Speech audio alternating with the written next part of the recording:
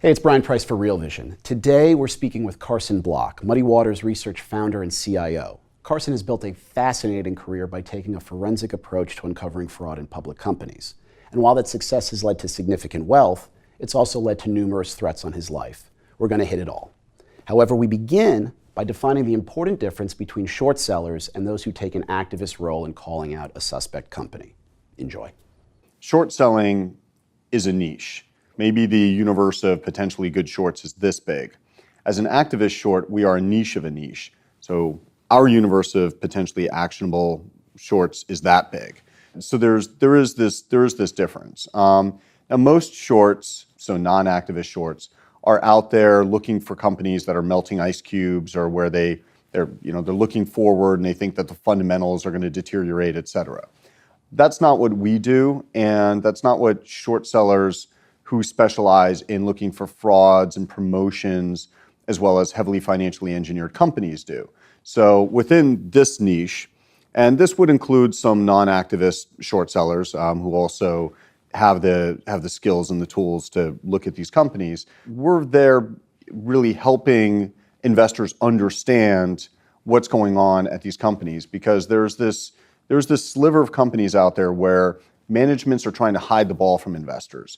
And whether it's from a legal perspective, fraud, or it's just on the right side legally, it's not technically fraud, but it's intellectually fraudulent. And they produce financial statements that obscure the economic realities of the business. So our role as activist short sellers, when we look at companies like those, is to try to unpack that and explain to investors, this is what's really going on with the company, and this is what's underlying the numbers. So for us, we're looking for things that we're generally looking backward. We're not taking that more conventional investing approach of what's going to happen in the future, because the future you can argue about. We want things that are provable and that we can prove now, and that's basically something that has to have already happened. So we're looking backward and we're saying, when the company printed this number, say $1 a share, is that really a good number? Or, well, it looks like 40 cents of that came from transacting with deconsolidated affiliates that are funded by debt. That's not a real business transaction there, so you should consider that EPS was actually 60 cents instead of $1. So that's the kind of thing that we do, and we add transparency to the market. So that's why activist short selling and the short sellers who really specialize in unpacking those deliberately obscured situations are important to markets.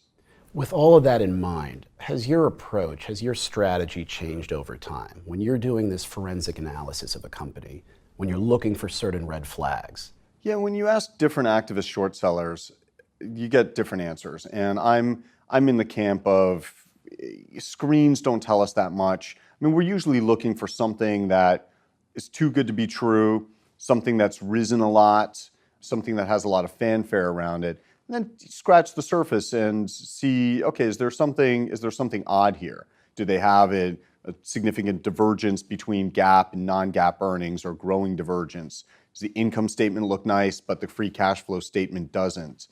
When we do a lot of transcript analysis, or we read transcripts. So a lot of times when we get serious about looking at a company, we'll print out 4 to 5 years of transcripts, start with the earliest, and then read straight through, and look to see if management's being overly promotional, or if there are some other things there that cause us concern. With a recent position of yours in Manulife, I want to revisit it and talk about what you saw there. And this was really an event-driven position. But now it seems like that might be changing a little bit. What are you anticipating? What are you seeing? Walk me through what you've seen since you made that call back in October. So yeah, Manulife was pretty interesting because it was this binary event.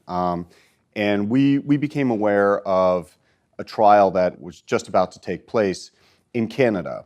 And so the plaintiffs were effectively, it was a limited partnership. I mean, call it a hedge fund, but it wasn't really sophisticated like a hedge fund. But so a fund that was suing Manulife, seeking a declaratory judgment, meaning a statement by the court that the plaintiff had certain rights.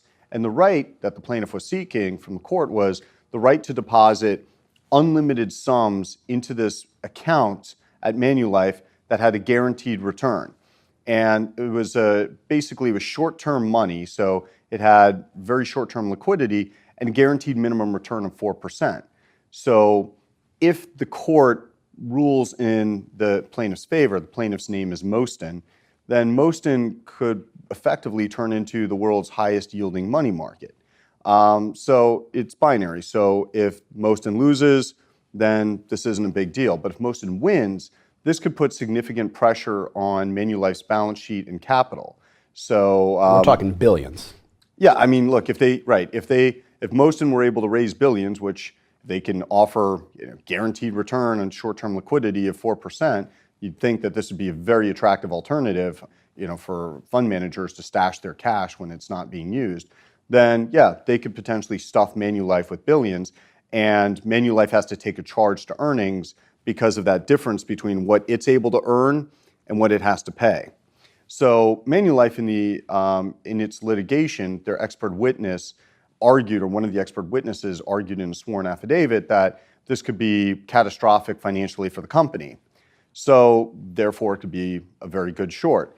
And the market wasn't aware of this. So the market, Manulife had not disclosed the existence of this litigation to investors. So we thought that this was an interesting information asymmetry here, and the risk hadn't been priced in. So we went public with the short thesis, and then what happened was, the company, it was a very half-hearted response, just kind of accused us of being short sellers and seeking to make money out of, off of other people's misery.